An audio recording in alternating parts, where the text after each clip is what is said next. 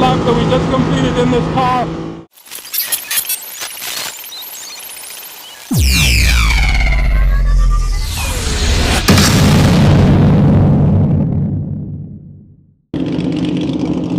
I don't know if you can make out behind me there, but that is an Aston Martin. I don't know if it's a DB5, DB6, I can't be sure.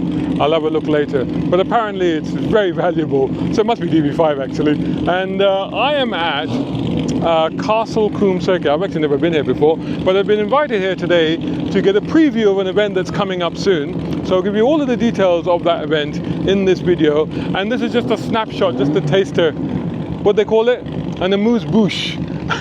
An appetizer of what's to come on a weekend full of cars here at Castle Combe Circuit, and of course Bowood House, which is near here as well. They have a sort of a car show there as well. So we'll give you lots of information on that, and we'll have a look at some of the amazing cars here. Stay tuned.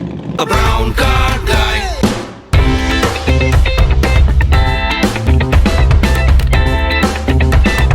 Brown car guy.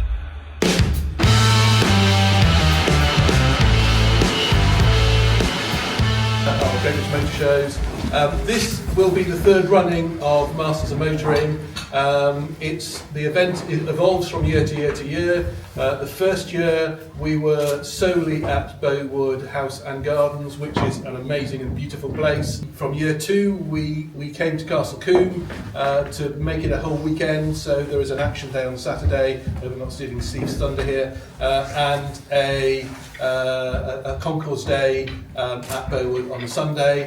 Without very much further ado, Steve Bishop, who is the man behind this whole thing. The Masters of Motoring is now in its third year, and we're evolving the show each year. And one of the themes that said we're evolving this year is to include how to get into motorsport. The Masters of Motoring really trying about celebrating the past, present and the future of motoring, and whatever that will be. And I hope it isn't necessarily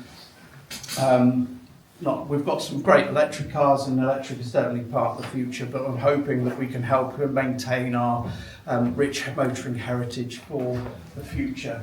So the weekend itself starts on the Saturday the 7th of June this year here at Castle Combe. There will be static displays, and we'll have some live track action where people like, I think Lamborghini are bringing their clients, they've got some private track time, and we've got some other clubs who will be doing the same. The new addition for this year is Alan, who does fantastic roads. He does driving tours around Europe and the world, and he's working with us this year to nurture a new theme, teamed up with a local hotel in Bath called Homewood, where they'll be doing a driving tour for the day, which will include a parade lap around the circuit as well. We then move over to Bowood House on the Sunday, where we take over the front lawns. For anyone who doesn't know, Bowood House is about 10 miles as a crow flies.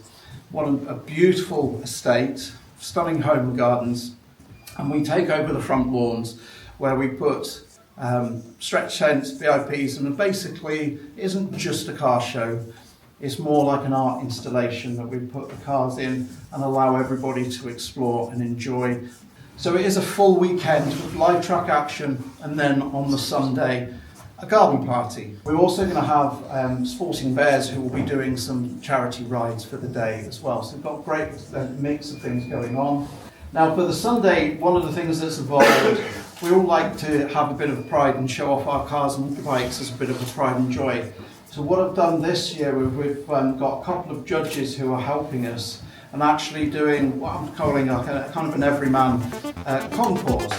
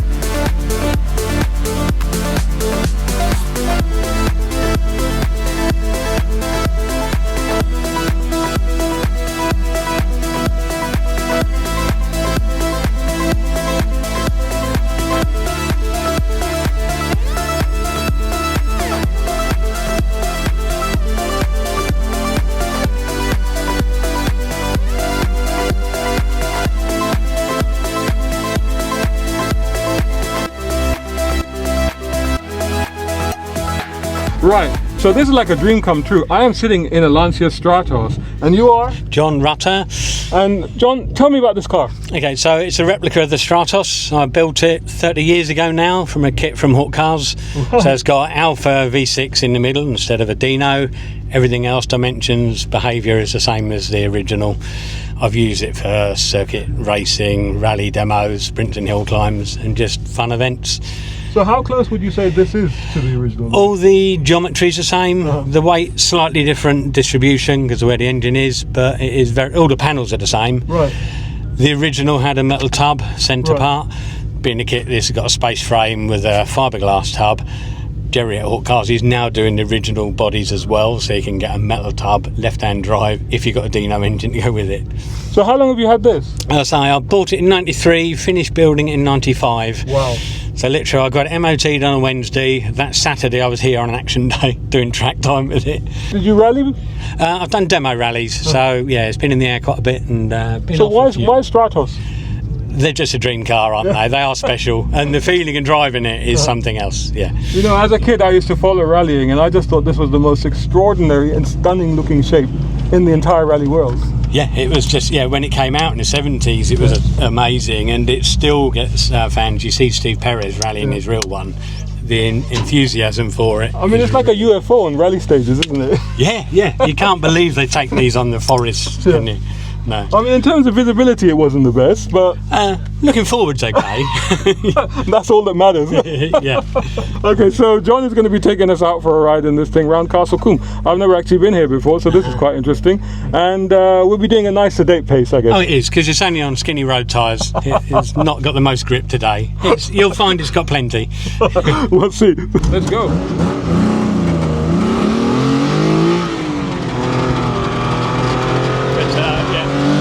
Talk about the manufacturers right now.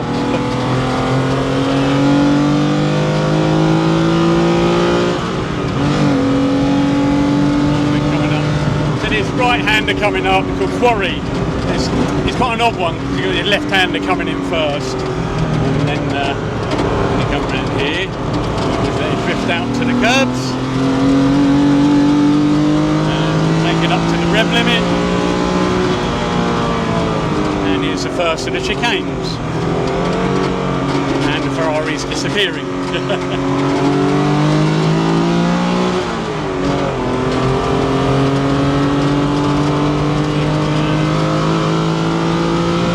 we got a faster section. Helps if we get the right gear.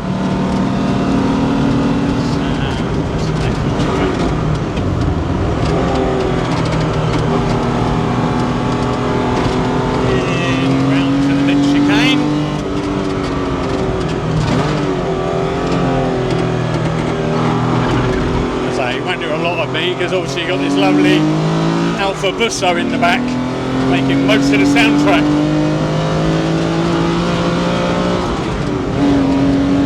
And here we come around to the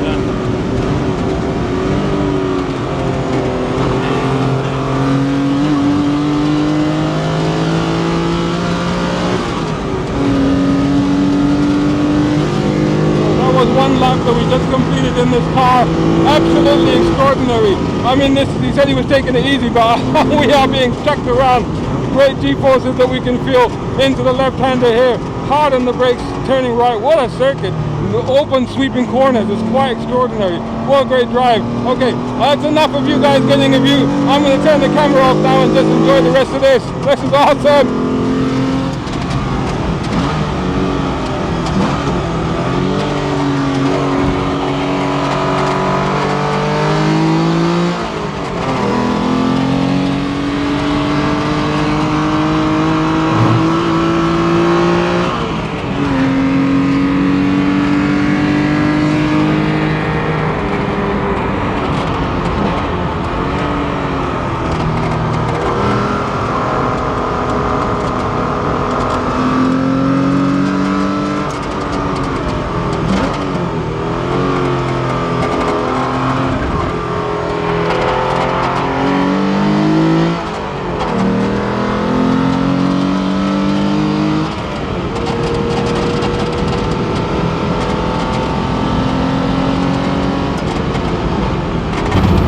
that was fantastic, John. Thank you so much for that. That was so much fun. Right, I enjoy it too. It's all driving around these cars on these circuits. It's real fun. It's it's got quite wide open corners, this circuit, isn't it? Yeah, it's a fast one. Yeah, very fast circuit. Yeah. Apart from knocking off a lot of speed for the chicanes. Yeah. Brilliant. Thank you so much. Ring come through, mate. Thank you so much. Okay. Hey, before I carry on, make sure that you have hit like and don't forget to share and subscribe. By the way, help out my channel by supporting me on Patreon and Ko-fi, or by taking out a subscription right here on YouTube. Or better still, buy my books. I've got 3 of them out now. There's 2 of them. Those are fiction. One is a novel. It's the novel that every petrolhead should read. It's called The Ulysses Files. It's about the war on motorists. And the other one is a collection of my short stories from over 2 decades. Everything from science fiction to cars to the state of humanity. And then this is my latest book. This is basically me putting my 35 years of experience and knowledge doing what I do into a book to help other people get into this game. So if you've ever thought about being a content creator, a journalist, or an influencer to do with cars, you need to get this book. It's out now on Amazon. My name's Alan Lewis. I'm the owner and general dog's body, doing everything for Fantastic Roads. We're a bespoke driving tour company. We do driving tours, accompany driving tours in Europe and the USA. Occasionally we do things in the UK. Every single mile of every single route I have personally driven. So we're taking clients on roads that I'm comfortable with, that I know people are going to enjoy.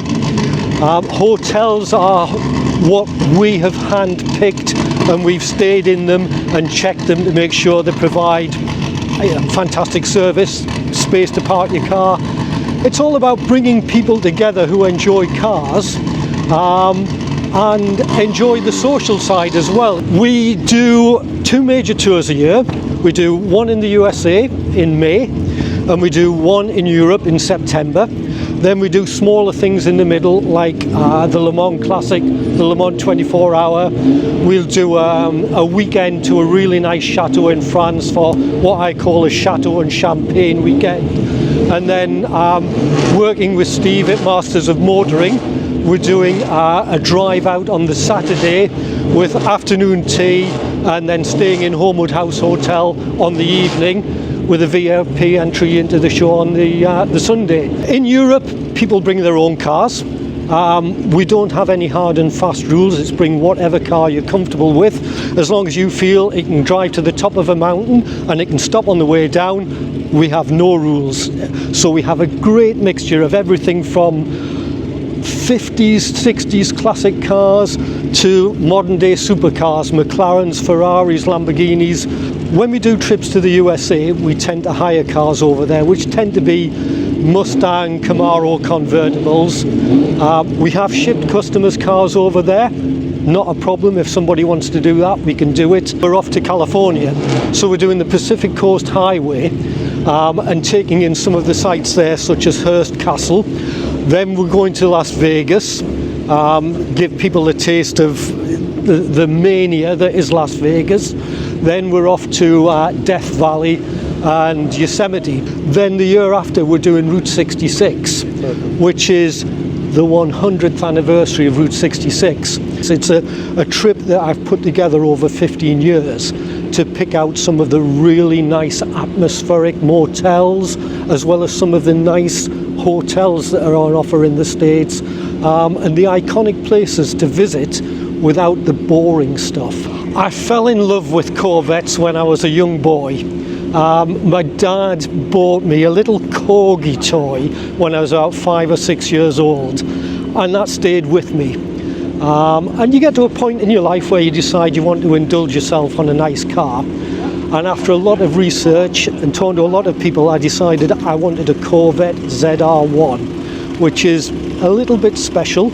This particular one was made in 1995. They only built 248, and this is number 195 of that run.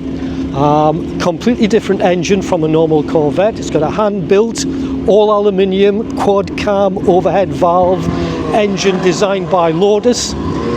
hand built by a company called Mercruiser Marine in the US. Different rear end, different suspension.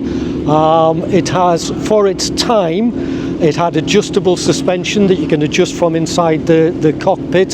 So one of the, shall we say, advanced cars for the time it was built. It was a supercar at the time. An American icon. Yeah, absolutely. And you actually do use it. I do. I picked it up with 6.5 miles on the clock.